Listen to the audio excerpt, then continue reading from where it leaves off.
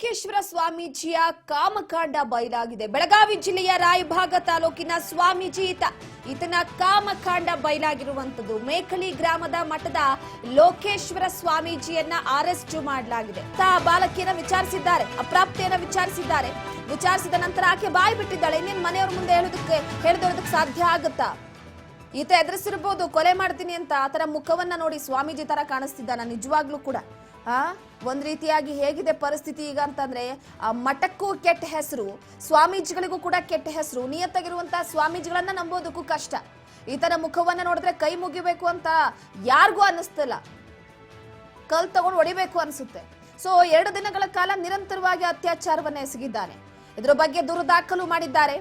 ದೂರು ದಾಖಲಾಗ್ತಾ ಇದ್ದಂತೆ ರಾಮ ಮಂದಿರ ಮಠ ನೋಡಿ, ಆ ಭಕ್ತಾದಿಗಳು ಕೈ ಮುಗಿದು ಪೂಜೆಯನ್ನ ಸಲ್ಲಿಸಿ ಸುತ್ತ ಪ್ರದಕ್ಷಿಣೆ ಹಾಕಿ ಬರ್ತಿದ್ರು.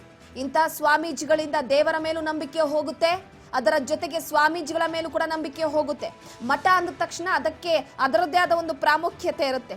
ಮಠಗಳನ್ನ ನಾವು ಯಾವ ರೀತಿಯಾಗಿ ಪೂಜ್ಯ ಭಾವನೆಯಿಂದ ನೋಡ್ತೀವಿ ಅಂತಂದ್ರೆ, ಸೊ ಅಲ್ಲಿಗೆ ಹೋಗುವಂತಹ ಸಂದರ್ಭದಲ್ಲಿ ಈ ಉತ್ತರ ಕರ್ನಾಟಕ ಭಾಗದಲ್ಲಂತೂ ಮಠಮಾನ್ಯಗಳು ಜಾಸ್ತಿ ಬಿಡಿ. ಅಲ್ಲಿರುವಂತ ಅತಿ ಹೆಚ್ಚು ಜನರು ಮಠಮಾನ್ಯಗಳಲ್ಲಿರುವಂತಹ ಸ್ವಾಮೀಜಿಗಳನ್ನ ದೇವರ ಸ್ವರೂಪದಲ್ಲಿ ನೋಡ್ತಾರೆ. ಆದ್ರೆ ಇಂಥ ಕಾಮಾಂಧ ಸ್ವಾಮೀಜಿಗಳು ಇದ್ರೆ ಇಂತಹ ಪರಿಸ್ಥಿತಿನೇ ಆಗುವಂತದ್ದು. ಸೊ ರಾಯಚೂರಿನ ಲಾಡ್ಜ್ಗೆ ಕರೆದೊಯ್ದು ಅಪ್ರಾಪ್ತ ಯುವತಿಯ ಮೇಲೆ ಲೈಂಗಿಕ ದೌರ್ಜನ್ಯ ಮಾಡಲಾಗಿತ್ತು. ಈಗ ಒಂದು ಕಡೆ ಪೊಲೀಸರು ರಾಮ ಮಂದಿರ ಮಠಕ್ಕೆ ತೆರಳಿದ್ದಾರೆ, ಶೋಧ ಕಾರ್ಯವನ್ನ ನಡೆಸುವಂತಹ ಸಂದರ್ಭದಲ್ಲಿ ಮಾರಕಾಸ್ತ್ರಗಳು ಪತ್ತೆಯಾಗಿದೆ.